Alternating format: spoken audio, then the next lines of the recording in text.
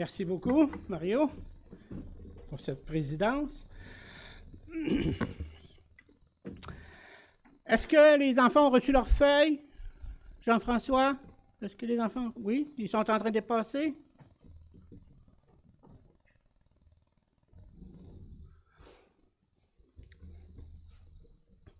Nous avons... Lorsque je prêche, et lorsque notre frère Dominique prêche aussi, nous avons une feuille pour que les enfants suivent la prédication. Ça leur permet d'être avec nous tout au long du message. Ils portent plus attention. Oui, bonjour.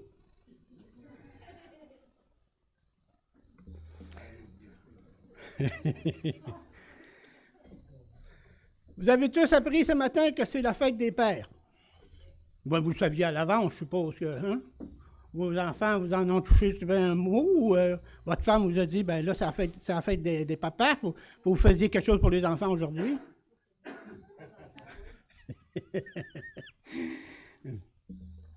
J'ai ressorti un petit texte pour les enfants et pour les papas qui vont fêter aujourd'hui. Vous rappelez-vous de la parabole du fils prodigue? Alors, j'ai trouvé que la fin de cette parabole était vraiment une bonne situation pour la fête des pères. Ça commence par un enfant qui est choqué. Ça arrive qu'un enfant se choque, hein? Ça commence par un enfant qui est choqué après son père. Pourquoi? À cause que son frère, qui était parti, qui a fait des choses mauvaises, est revenu auprès de son père. Et je vais vous lire un petit bout de texte.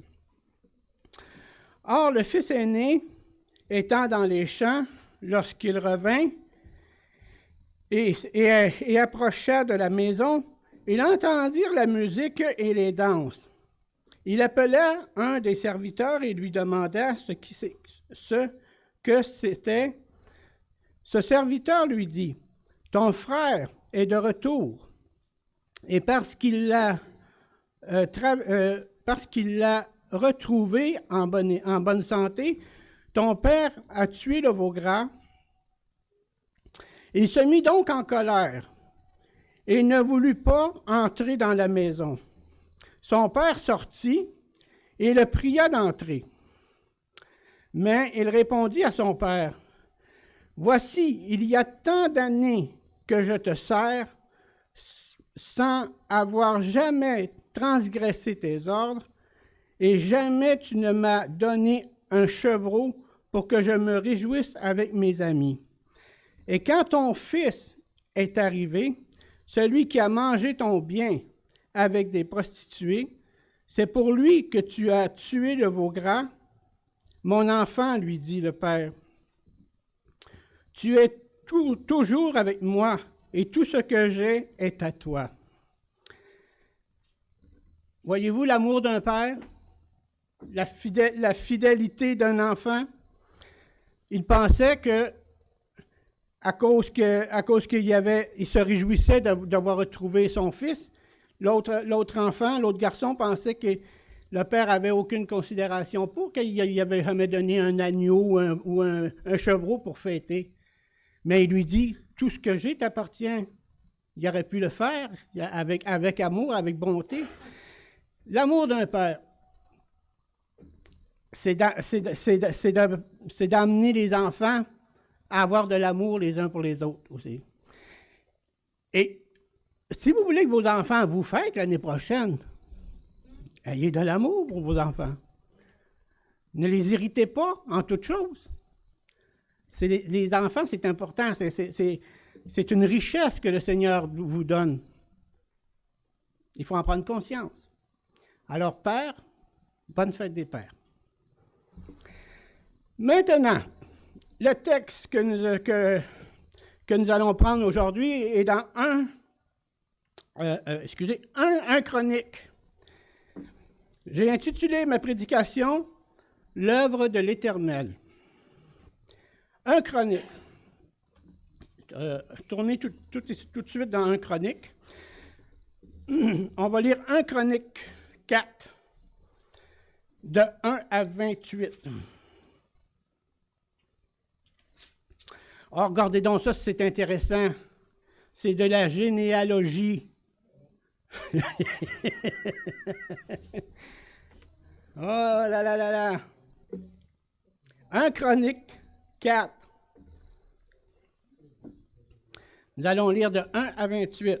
C'est un texte qui est un peu long, un peu ardu pour le commencement.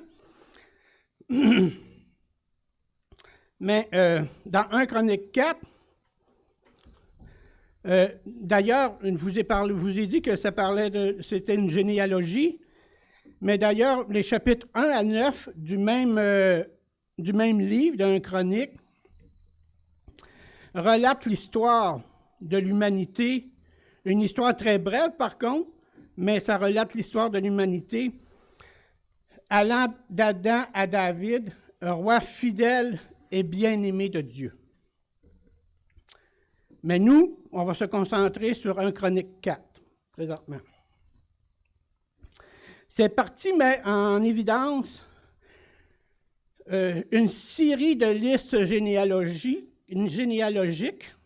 que nous allons... Et puis, en passant, excusez ma prononciation des personnes, car il y a des noms, c'est dur à... Mon hébreu n'est pas très, très au point. Hein? C'est pas... Alors, comme je l'ai dit, nous allons nous concentrer au chapitre 4 de la généalogie, ou, si vous aimez mieux, les descendants de Judas et de Siméon. Tout d'abord, remettons ce temps au Seigneur. Seigneur, éclaire-nous, Seigneur, ce matin. Éclaire-nous de ta présence. Éclaire-nous, que ton Esprit Saint, Seigneur, ouvre nos cœurs à cette lecture de ta parole. Parfois difficile à comprendre, mais donne-nous la sagesse au moins d'en comprendre la surface. Donne-nous, Seigneur, fais de nous, Seigneur, qu'on puisse avoir, par cette prédication, une joie dans notre cœur, de remplir, Seigneur, notre cœur de connaissance envers toi. Tu es fidèle et juste, et nous savons, Seigneur, que tu diriges toutes choses. Dans ta bonté, dans ta fidélité, dans ta miséricorde, tu regardes ta création. Tu nous regardes, nous, que tu as créés, que tu as pris de la poussière et que tu nous as insufflé un souffle de vie. Nous qui sommes plus petits qu'un grain de poussière, mais pourtant, tu es toujours avec nous. Tu nous soutiens. Tu nous guides. Tu nous fais avancer dans ton chemin. Car le chemin que tu as préparé pour nous, tu marches avec nous sur ce chemin. Comme tu es grand, comme tu es bon, comme tu es juste. Nous vivons sous la grâce sur cette terre, mais nous allons vivre aussi le jugement. Et nous savons que tu es juste, et parce que tu es juste et que parce que nous le savons, nous sommes en paix. Tu nous donnes une paix, Seigneur, que le monde ne peut nous donner. Et comme c'est merveilleux de s'appuyer sur toi en toutes choses, augmente notre foi, car parfois nous défaillons, et si seulement nous nous abandonnions à toi, nous serions vraiment bénis davantage. Merci pour mes frères et sœurs qui sont ici ce matin, qui vont écouter la parole, qui vont la mettre en pratique dans leur vie, et que par ce témoignage de vie, que plusieurs voient ta lumière à travers nous. En ton Saint-Nom. Amen. j'étais parti.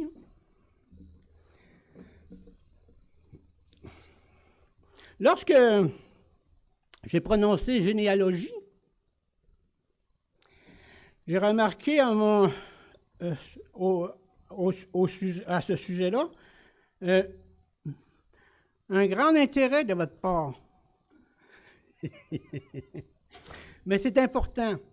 Moi aussi, je trouvais que la généalogie, c'était, excusez le mot, là, mais c'est plate, on dit des noms des familles, mais ça nous amène à bien comprendre où vient le Seigneur, d'où nous venons, puis d'où vient le Seigneur. Et ce matin, nous allons avoir à définir par notre lecture justement ce sujet. Ça peut sembler un peu plate, mais donnez-moi quelques minutes. Déjà, vous m'avez donné 15 minutes, là, rien qu'en parlant, là, vous m'avez donné pratiquement 15 minutes, mais donnez-moi encore quelques minutes de votre temps et vous serez bénis de cette inspiration de Dieu. Car vraiment, j'étais en prière, j'ai demandé au Seigneur, Seigneur, donne-moi un sujet pas trop difficile parce que je ne suis pas trop savant, mais donne-moi un sujet, Seigneur, qu'on puisse davantage comprendre d'où le Seigneur vient et davantage comprendre comment tu fonctionnes dans ta justice, dans ta bonté. Et il m'a donné de lire 1 Chronique 4, qui est une généalogie, mais par contre, qu'on peut retirer des renseignements merveilleux. Débutons. Ouvrons la parole de Dieu, ceux qui ne l'ont pas fait déjà, dans 1 Chronique 4, versets 1 à 28. Prêt à commencer? On commence.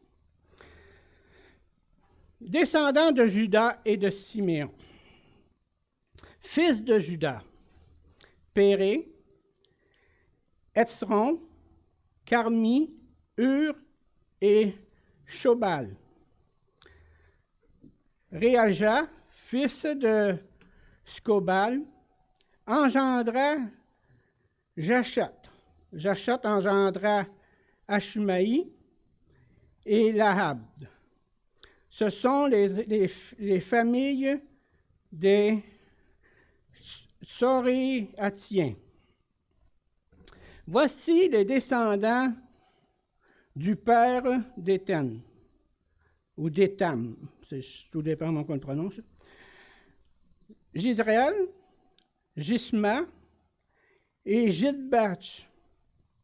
Le nom de leur sœur était Axelelponi.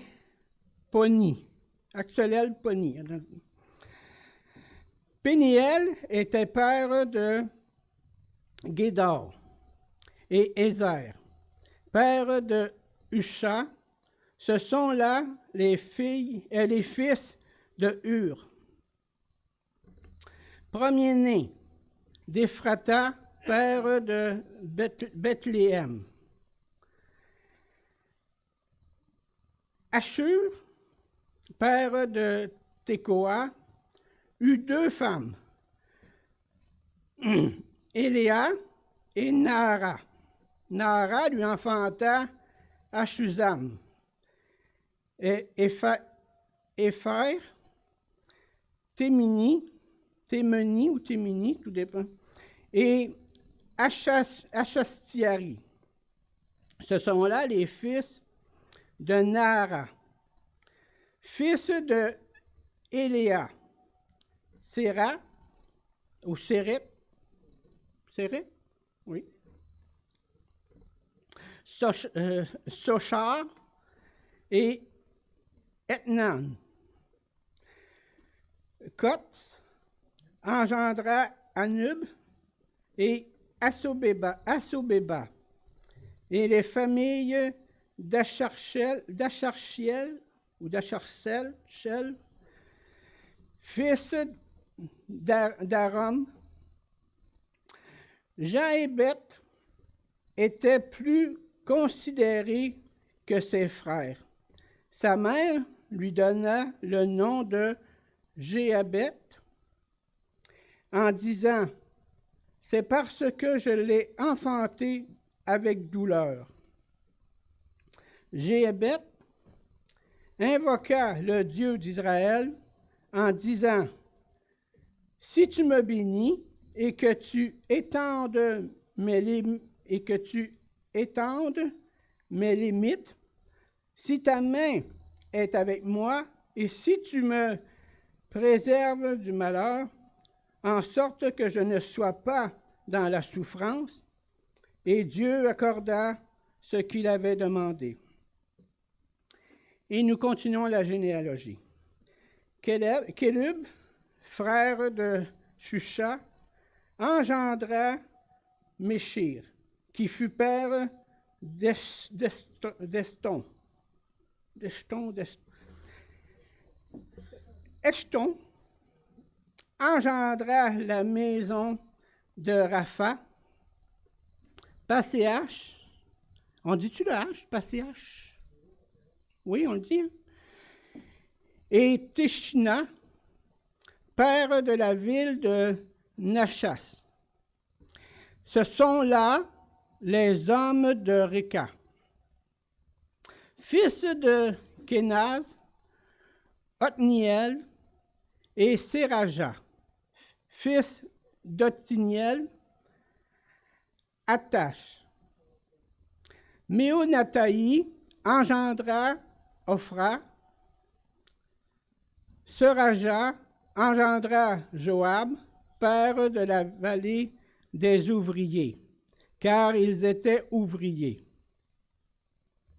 Fils de Caleb, fils de Jéphuné, Éru, Éla et Naam.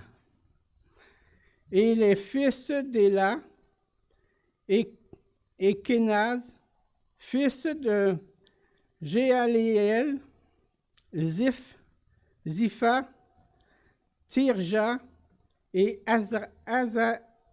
Azaraël, ou Azaraël, il y a deux, ok. Fils d'Esdras. D'Esdras? OK. Fils d'Esdras, merci pour votre support. Jéter, Néreb, Épher et Jalon. Les femmes de Mérad enfanta Myriam, Shamaï, oui, et Gisbach, père d'Estémoa. Sa femme, la Juive, et remarquez qui spécifie, sa femme, la Juive, enfanta Jéred, père de Guédor, et Héber, père de Soko, et Jécutiel, père de Zanoach. Ceux-là sont les fils de Bidja, fille de Pharaon, que Méred prit pour femme. Fils de la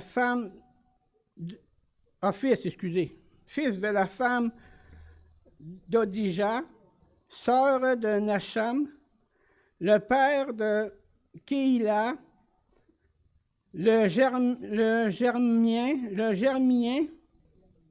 hein? Garmien? Oui, excusez. Et Estémoa, le Maacatien. Maacatien, c'est ça. Fils de Simon. Ah, celui-là était facile à prononcer.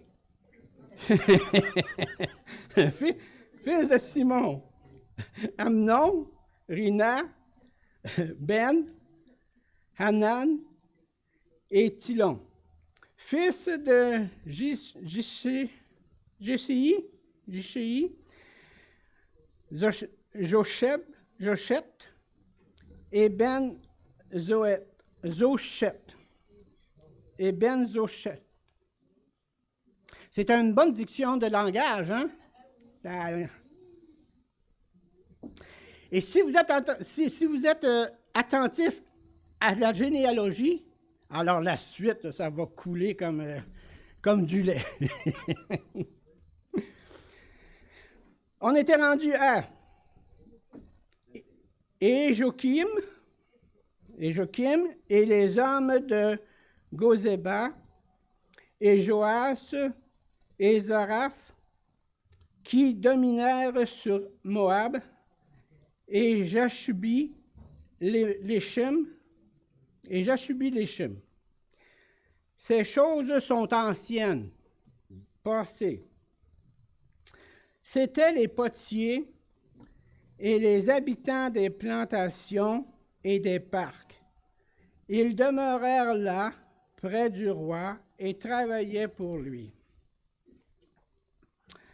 Nous passons à la généalogie de Siméon, fils de Siméon, Nemuel, Jamin,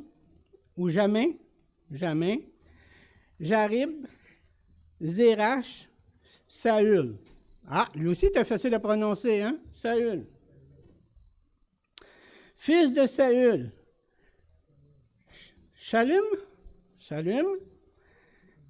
Mibzam, son fils, Michma, son fils. Fils de Michma, Hamuel, son fils Zakur, son fils Shimei, son fils là, on est au 27, hein? Shimei eut 16 fils. Hein? Oui, il ne faut pas oublier les filles. Oui, c'est vrai. Shimei eut 16 fils et 6 filles. Ses frères n'eurent pas beaucoup de fils, et toute leur famille ne se multiplièrent pas autant que les fils de Juda. Et ils habitaient à Beersheba et Molada à Hatsar-Shual. Avez-vous remarqué là, que dans la généalogie, tout d'abord, le titre, c'est les descendants de Juda et de Siméon. Pourquoi qu'ils sont ensemble? On vient de vous le dire. C'est parce que dans la tribu de Siméon, il y avait pas, c'était pas un gros groupe. Fait qu'ils ont rassemblé ensemble, la tribu de Juda et les Siméons. C'était juste une petite parenthèse. Alors, ce que l'on doit retenir de ce texte, par contre, nous, pour ce matin, est son intérêt pour l'histoire de la tribu de Juda. Nous remarquons cet intérêt au chapitre 2 du même livre. Si vous tournez au chapitre 2 du même livre, toujours dans 1 Chronique,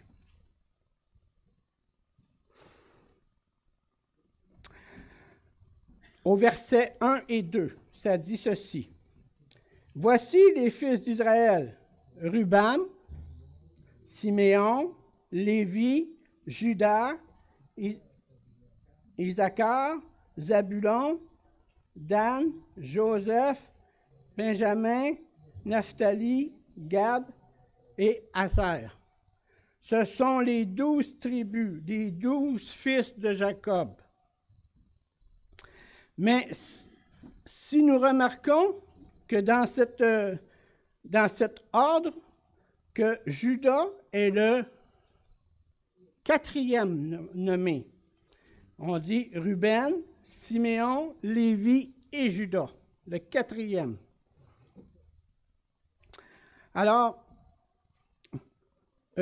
Juda étant le 4e nommé dans les 12 fils de Jacob, par contre, se trouve mentionné le premier au verset 2 et au chapitre 4 nous voyons ce que les descendants, ce que les descendants avaient comme travail. Dans 4, ça dit,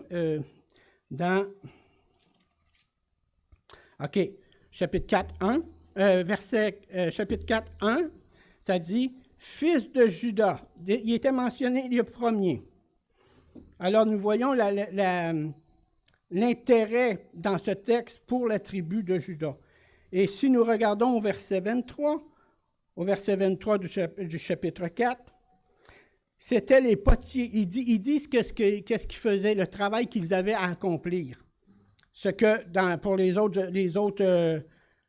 autres fils, dans ce chapitre-là, on ne voit pas. Ça a été ça m'a marqué, puis c'est là-dessus que j'ai travaillé le plus fort. Il y a une description, comme j'ai dit au verset 23, du travail que leurs descendants accomplira. Ils accomplissaient et accomplira. Donc, c'est pas terminé là, c'est pas quand ce temps-là, mais ça va s'accomplir et ça s'accomplira encore aujourd'hui. Et c'est sur ce verset, comme que je vous ai dit, et c'est sur ce verset que nous nous arrêterons pour en retirer un enseignement qui mettra en lumière l'œuvre de l'Éternel. D'ailleurs, c'est une œuvre que nous savons tous, c'est une œuvre qui est splendide et magnifique. L'Éternel a fait toutes choses merveilleuses. Deutéronome 32 le dit. Deutéronome 32, 4 déclare: il est le rocher, ses œuvres sont parfaites, car toutes ses voies sont justes. C'est un Dieu fidèle, sans iniquité, il est juste et droit. Alors, frères et sœurs, ce matin, nous allons explorer 4 points que nous avons ressortis que je vais ressortir de ce texte. Premier point. Quelle est la grâce qui fut accordée à la tribu de Juda? Deuxième point. La continuité du travail de ses descendants. Troisième point. Le fidèle protecteur. Et pour terminer, quatrième point, l'obéissance envers la royauté. Je vous rassure, à l'heure qui est déjà, qu'on rentre dans les sujets, mais pour quelques versets seulement, 2-3 versets par sujet, juste pour vous donner une idée de comment que le Seigneur travaille à partir de sa parole, comment que le Seigneur travaille, puis comment il a travaillé, comment il travaille, puis comment il va travailler dans le futur aussi. Donc,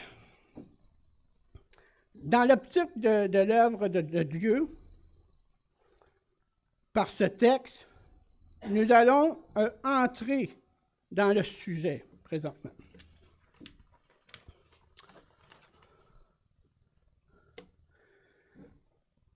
Nous avons d'ailleurs déjà commencé, donc poursuivons ce que nous avons commencé sur le point 1. En quoi la grâce fut-elle accordée à la tribu de Juda? Si vous connaissez un peu la parole, vous savez où que je veux en venir. Alors, mais malgré que je connais un peu la parole moi aussi, les références que j'ai trouvées à partir des recherches, les références que j'ai trouvées m'ont quand même réjoui, malgré que je les savais, mais je les avais sûrement oubliées. Ils m'ont réjoui de voir toute la coordination, la fidélité de notre Dieu à travers sa parole et à travers ses actes. Premièrement, nous retrouvons en Matthieu 1. Vous souvenez-vous de Matthieu 1? On a parlé il n'y a pas longtemps Matthieu 1, c'est une généalogie. On avait parlé, qui c'est qu'on avait été voir dans Matthieu 1? C'était... ouais, la madame, comment qu'elle s'appelait, la madame, là? Et? Ouais. Ah, vous avez retenu ça? Rahab, exact. Nous avons été dans la généalogie de Jésus, oui, dans la généalogie de Jésus, pour voir que Rahab était dans la généalogie, était marquée. Et imaginez-vous donc que Judas aussi est marqué dans la généalogie de Jésus.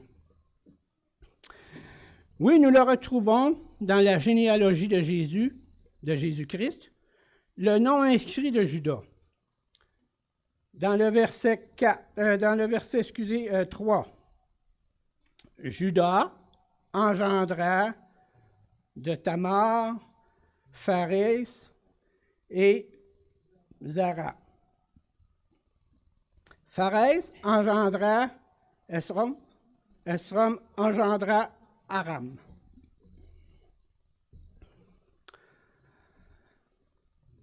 Voyez-vous, déjà d'être dans la généalogie du Seigneur, dans la descendance, dans sa descendance, c'est déjà extraordinaire. Mais il y a encore plus. Au chapitre 2 de Matthieu, au chapitre 2 de Matthieu,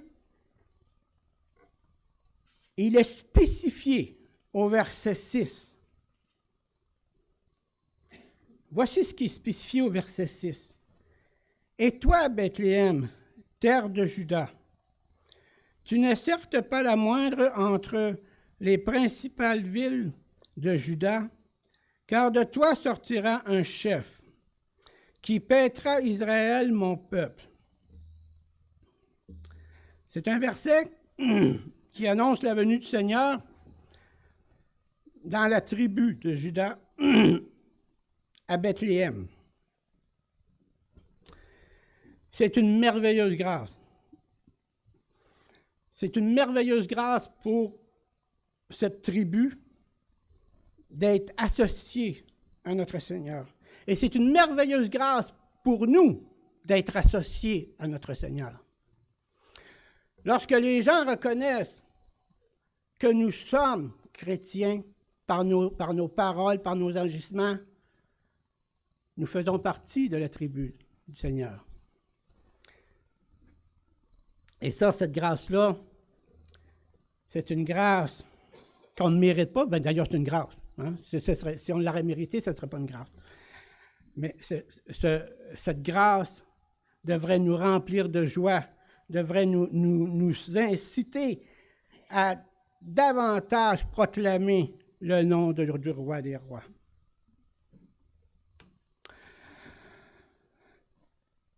Oui, c'est une grâce de faire partie de la généalogie de notre Seigneur. Mais allons encore plus loin.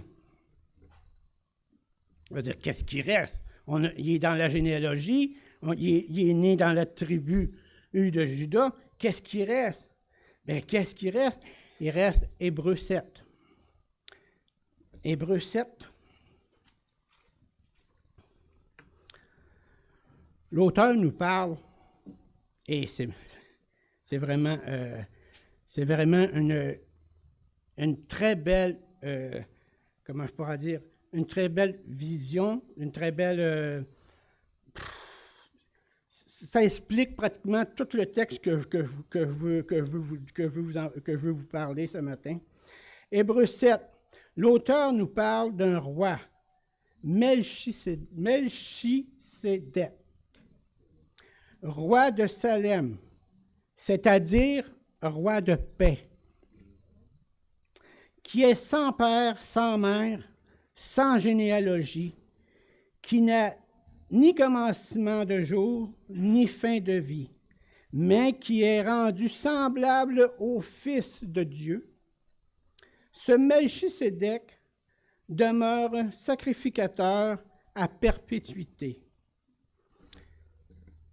Voyez-vous, avant que le Seigneur ait une généalogie, il n'y en avait pas, parce que c'est de lui qu'on parle dans ce texte. C'est du Seigneur.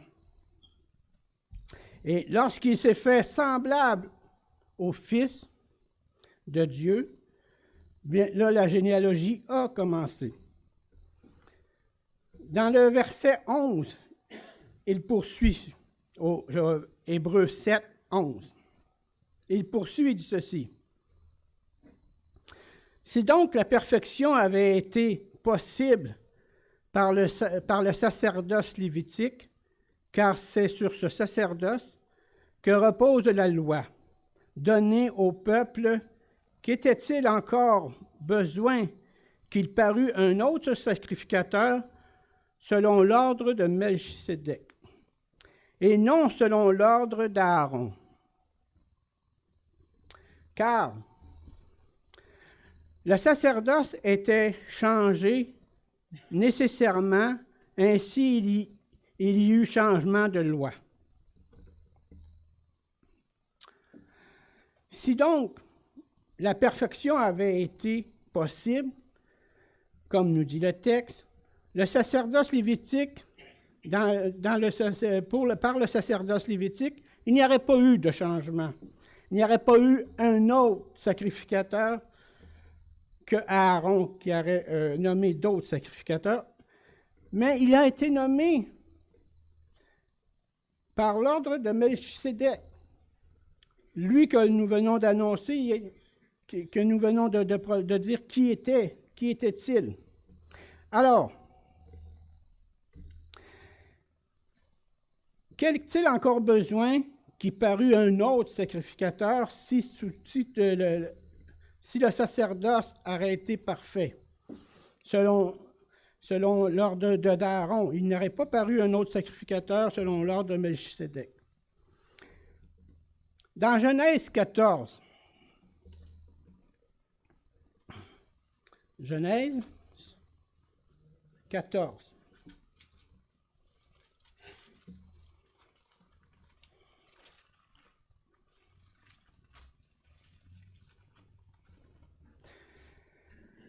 « 17 et 18. Ça porte le nom justement de Melchisédek. Ça dit ceci. Après qu'Abraham fut revenu vainqueur de Kedorlaomer et des rois qui étaient avec lui, le roi de Sodome, sortit à sa rencontre dans la vallée de Chavé, qui est la vallée du roi. Melchisédek, roi de Salem, fit apporter du pain et du vin. Il était sacrificateur du Dieu très haut. Il fit apporter du pain et du vin. Moi, j'ai vu, là c'est un commentaire personnel, j'ai vu la scène, le pain et le vin qui étaient apportés pour célébrer la victoire d'Abraham. Attendez, j'ai dit Abraham, hein? C'est Abraham. Abraham. Qui va devenir Abraham, exact. Voyez-vous comment la parole, prise dans l'ordre, comment qu'elle se complète? Je ne vous parle pas là, de théologie, car j'en ai pas. Je vous parle de qu'est-ce que la parole nous annonce. Simplement. Simplement parce que je suis un homme simple, tout simplement.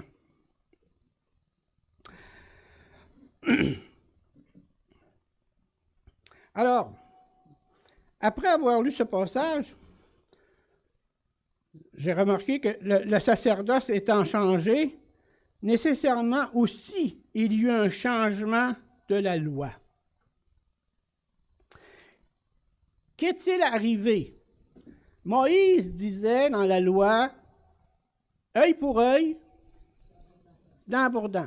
Si tu me fais mal, je vais te faire mal. C'est clair. D'ailleurs, notre frère Georges nous a passé un texte sur la colère. Mais que dit ce changement de loi? Tournons dans Matthieu. Matthieu 5.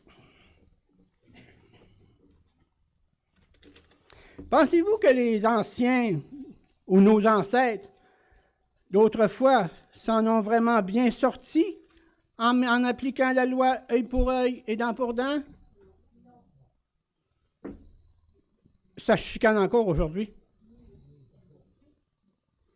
Israël et Ismaël, là, c'est encore en chicane, ces deux-là. Ça n'a pas de fin. C'est la génération qui prend la relève.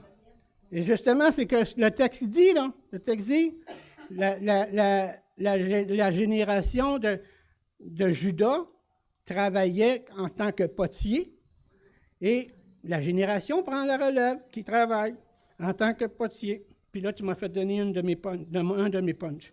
Bon, alors, Matthieu 5, 38.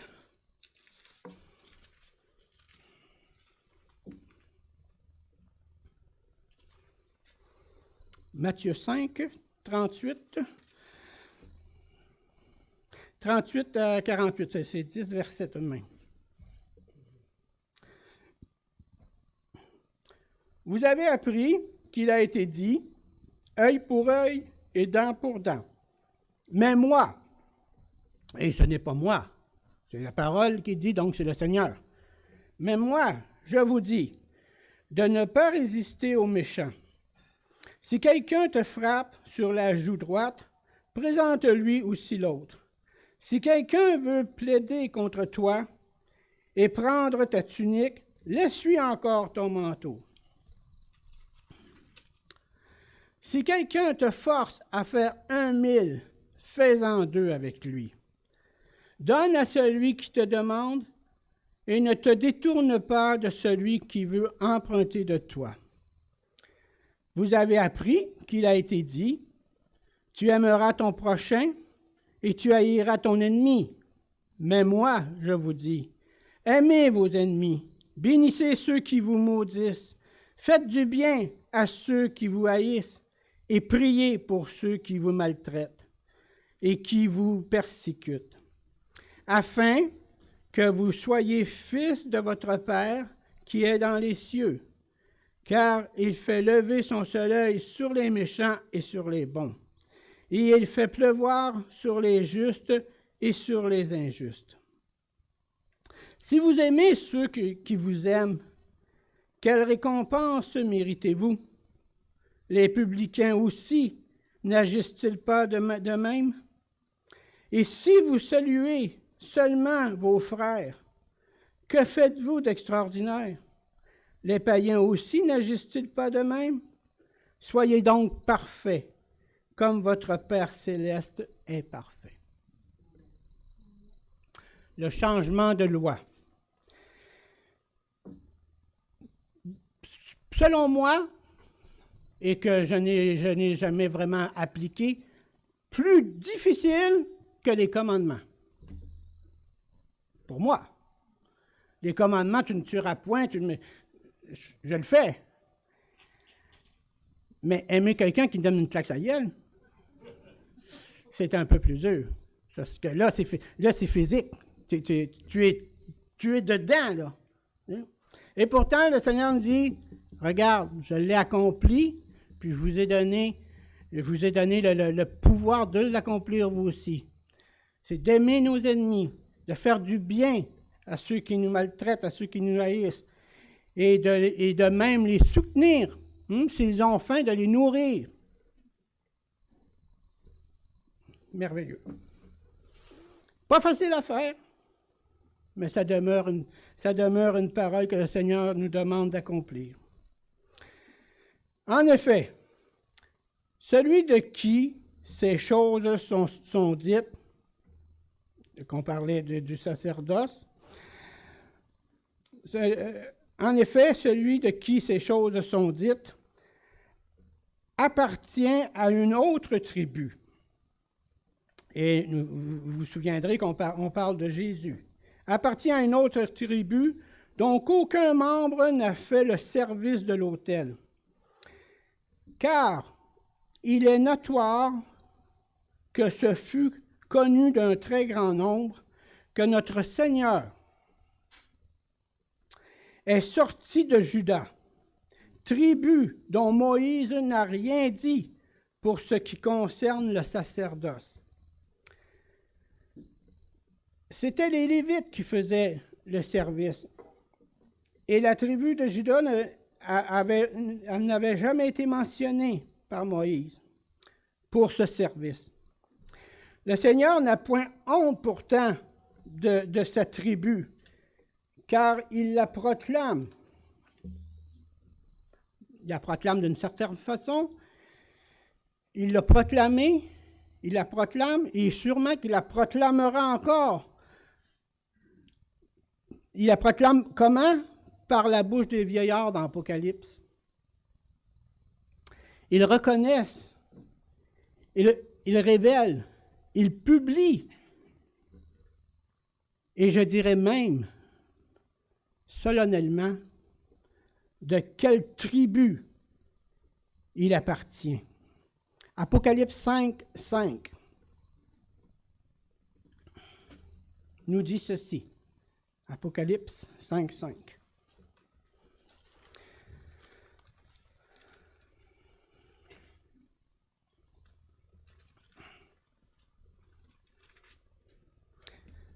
Voici ce que dit.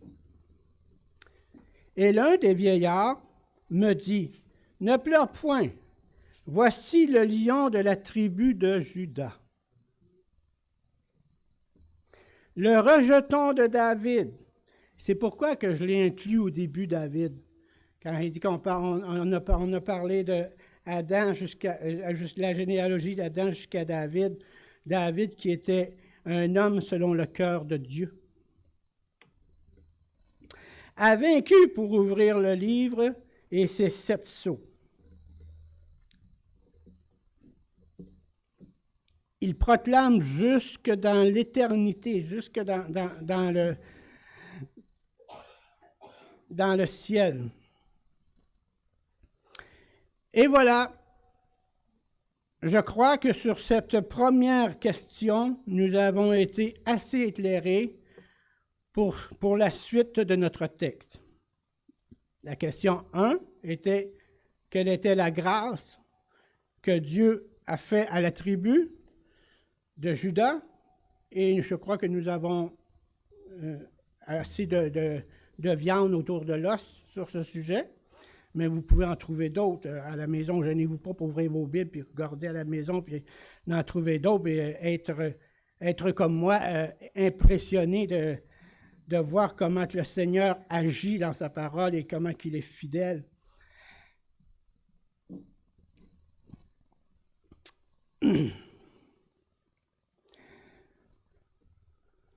Deuxième point.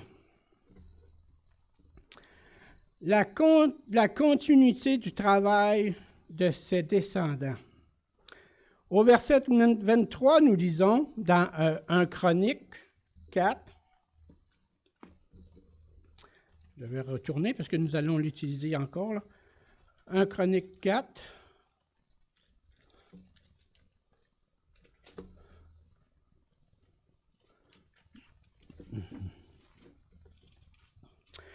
Bon.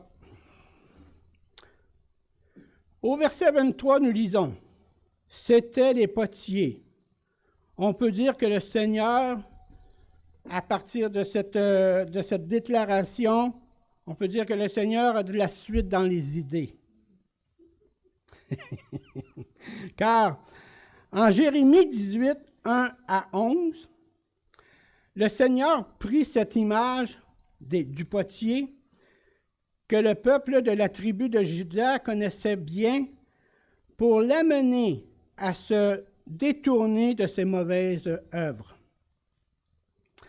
C'est sous le titre « Le vase du potier et l'impénitence du peuple ». Si vous voulez bien, on va en lire un petit extrait. Juste pour vous montrer que je ne dis pas n'importe quoi. Ce que je dis, je l'ai lu dans la parole. Nous allons tourner dans Jérémie 18.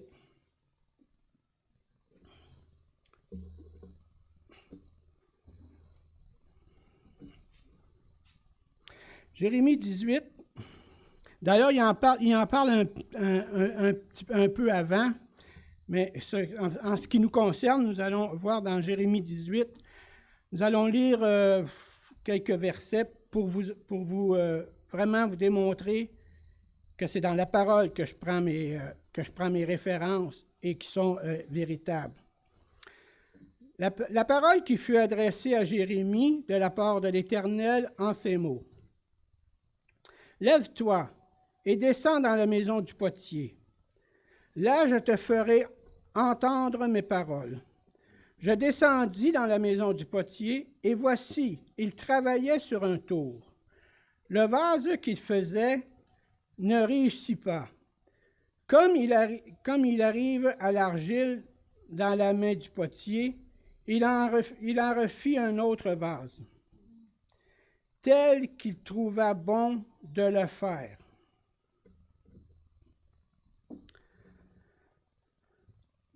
Comme je vous ai dit, la tribu de Juda connaissait ces expressions, ils savaient comment que ça se passait. Ils travaillaient, c'était leur métier de travailler la glaise. Alors, lorsque Jérémie s'est adressé à eux, selon ce que l'Éternel lui disait, il ne s'adressait pas à eux avec des choses qu'ils ne connaissaient pas, mais qu'ils connaissaient. Le travail de potier, comme vous le voyez, n'était pas un grade d'ouvrier très élevé.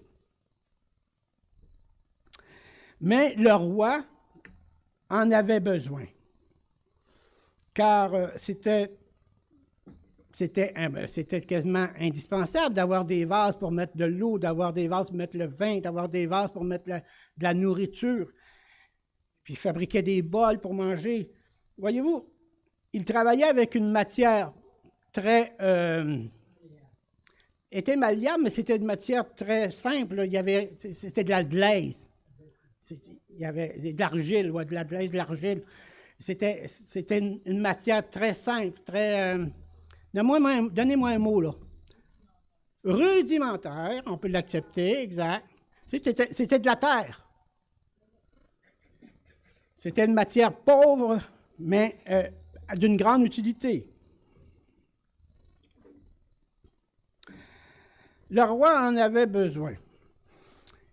Ils étaient donc employés dans un service.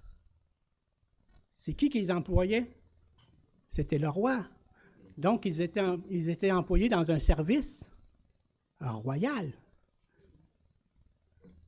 Je travaille avec une matière très simple qu'on peut trouver partout, que même le monde, des fois, se choque après cette matière quand que tu te cales dans la boue, que tu reçois de la boue sur toi, tu te choques.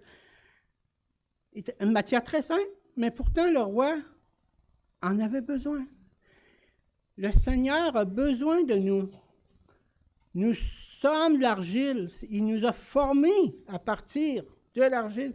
Il a besoin de... Peu importe ce que vous faites, si vous faites pour le Seigneur, vous serez bénis. Peu importe ce que vous faites. Notre Seigneur n'a-t-il pas, lui aussi, travaillé l'argile? Puis là, je vous ai donné le punch. Paul le met en perspective en Romains 9, 21. Voici ce que dit Paul en Romains 9, 21 à 24. Le potier n'est-il pas maître de l'argile pour faire avec la même masse un vase d'honneur et un vase d'une utilité vile? Et que dire? Si Dieu voulait montrer sa colère et faire connaître sa puissance, à supporter avec une grande patience des vases de colère, formés pour la perdition. Et il poursuit en disant, « Et s'il a voulu faire connaître la richesse de sa gloire envers des vases de miséricorde, qu'il a d'avance préparés pour la gloire à venir, ce sont des vases de miséricorde qui sont préparés à l'avance. Ainsi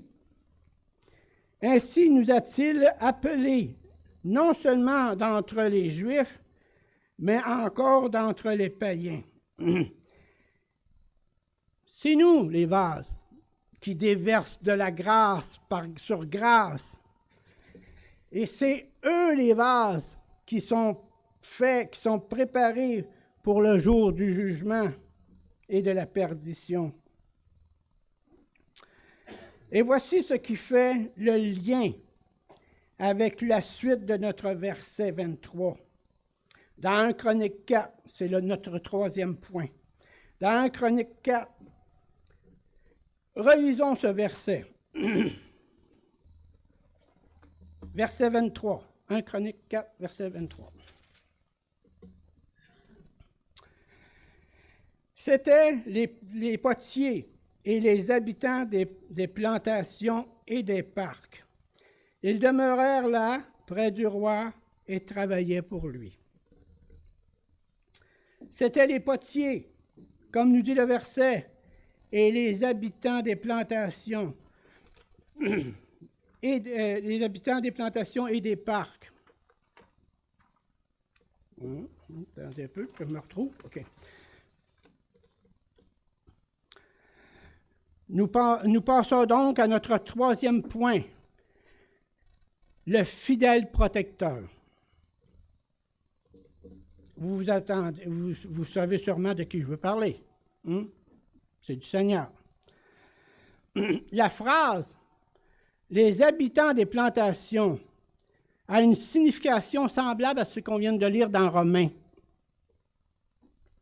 C'est Dieu qui nous a créés, c'est Dieu qui nous garde, c'est Dieu qui nous protège. Nous sommes des arbres plantés. Une plantation laisse sous-entendre qu'il y a quelqu'un qui les a plantés, ces arbres-là. Nous sommes des arbres plantés. Ce qui indique, et clairement, d'après moi, même si c'est en une sous-entente, clairement qu'il y a une personne qui s'en occupe. Notre fidèle protecteur prend soin de pourvoir à nos besoins. Il sait qu'ils sont très nombreux. Vous rappelez-vous la parabole du... c'est une parabole... il parle d'un arbre planté au milieu d'une vigne et que ça fait 3 ans que le maître vient pour venir chercher des fruits, mais qu'il n'y en a pas de fruits. Alors, le maître se choque et dit... non, le maître se choque et dit au serviteur de la vigne, « Coupe-les! Je suis tanné qu'ils prennent de la place pour rien. Coupe-moi ça, cet arbre-là, c'est inutile. » Mais par contre, le serviteur de la vigne lui dit, « Laisse-moi le temps. Laisse-moi bêcher la terre alentour. Laisse-moi y mettre de l'engrais, du fumier, pour qu'il puisse donner du fruit. » Cet exemple de l'arbre qui ne donne pas de fruits, mais par contre qui occupe une place, c'est l'exemple de plusieurs chrétiens. Plusieurs chrétiens. Et nous remercions le Maître qu'il ait écouté son serviteur. Nous remercions Dieu qui a écouté Jésus, qui dit « Laisse-moi, Père, laisse-moi le temps de les bouleverser, de leur donner de l'engrais, de leur donner de la parole et qu'ils puissent croître. » Et lorsqu'ils disent qu'ils habitaient la plantation, c'est un peu le même style, c'est un peu la même chose. Oui, notre fidèle protecteur est là et nous protège. Ça ne veut pas dire qu'on n'aura pas de misère à certaines choses, qu'on n'aura pas d'épreuves, mais nous pouvons nous appuyer sur lui. Nous pouvons, en toutes circonstances, par la foi, garder cette espérance en lui. Oui, il travaille la terre autour de nous et il met de l'engrais. Il nous a donné sa parole pour que nous puissions croître en sagesse et en connaissance. Et plus nous le connaissons, plus nous obtenons de la sagesse, et plus nous obtenons de la sagesse, plus que nous voulons savoir encore. Nous voulons en lire et d'en relire et d'en relire. Hey, ça c'est bon! C'est bon, je veux savoir qu'est-ce qui se passe après. Et nous connaissons notre Seigneur à travers sa parole. Et c'est là que nous sommes bénis abondamment. Mais dans la plantation, il y a aussi des arbres pour la colère. Tout comme qu'il y a des vases d'honneur, il y a des vases qui servent à une utilité vile. Il y a aussi dans la plantation des arbres pour la colère, qui sont, par contre, sous la providence du Seigneur. Romains 2, 4 et 5 dit ceci. Voyez-vous, je ne voulais pas prendre trop de temps, et je vais faire rien que 4 petites feuilles, puis ça fait déjà... le temps avance très vite. Alors, on va... Romains 2, 4 et 5 dit ceci. Méprises-tu les richesses de sa bonté, de sa patience et de sa longanimité? Ne reconnais-tu pas, ne reconnaissant pas que la bonté de Dieu te pousse à la repentance? Mais par ton endurcissement et par ton cœur impénitent, tu t'amasses un trésor de colère pour le jour de la colère et de la manifestation du juste jugement de Dieu.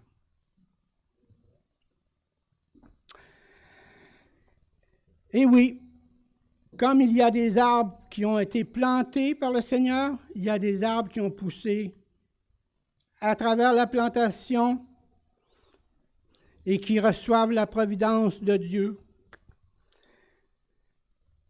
Car il est écrit, je vous l'ai lu tantôt, car il est écrit, comme il fait lever son soleil sur les bons, il le fait aussi sur les méchants. Et comme il fait pleuvoir sur les justes, il fait aussi pleuvoir sur les injustes. Matthieu 5, 45. Frères et sœurs, pour ces arbres, Luc déclare, dans Luc 3, 9, déclare ceci, que déjà même la cognée est mise à la racine, et que tout arbre donc qui ne produit pas de bons fruits sera coupé et jeté au feu. Ce qui nous mène à notre dernier point, l'obéissance envers la royauté. Au verset 23 du 1 Chronique 4, ils demeurèrent là, près du roi, et travaillèrent pour lui. C'est merveilleux. Demeurer auprès du roi. Et sachez bien, frères et sœurs, que nous travaillons aujourd'hui, et j'espère tous les jours, pour le roi sur cette terre. Au ciel, nous allons aussi travailler pour le roi. Nous allons demeurer près de lui, mais nous ne resterons pas à rien faire, là. Nous allons travailler pour lui. Et quel bonheur, quelle grâce de pouvoir participer à cette œuvre merveilleuse. Oui, bien-aimés, nous pouvons compter sur la présence de Jésus au sein de toutes les œuvres de foi. Et écoutez bien, au sein de toutes les œuvres de foi, car tu ne peux avoir nulle bonne œuvre si lui-même ne te l'a donné. C'est clair. Si tu fais des œuvres par toi-même pour gagner quelque chose, tu n'es pas dans la volonté du Seigneur. Mais si tu fais les œuvres après avoir connu le Seigneur qui t'a préparé, alors tu es béni abondamment.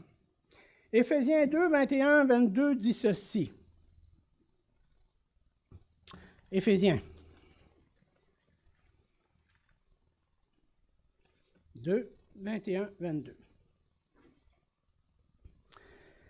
En lui, tout l'édifice bien coordonné s'élève pour être un temple saint dans le Seigneur. C'est ce que je viens de vous expliquer par les phrases que je vous ai dites tantôt là, sur la foi.